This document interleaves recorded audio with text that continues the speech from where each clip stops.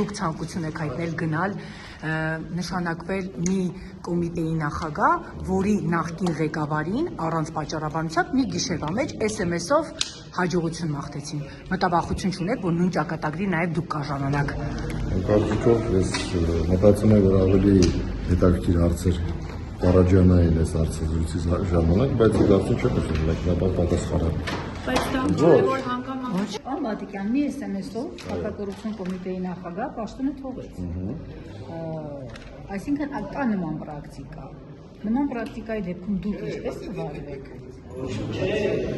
Ձեր հարցադրումը եթե իրավական բնույթի լիներ, ես կմեկնաբանեի, բայց դուք որպես իրավաբան, պրոֆեսիոնալ ըստ էության որպես իրավաբան, ո՞նց եք գնահատում, երբ որ ուժային կառույցի ղեկավարին SMS-ով ասում են շնորհակալություն, ցտեսություն։ ես այդ հարցը գնահատում եմ պրովոկացիոն, չեմ ուզում պատասխանել։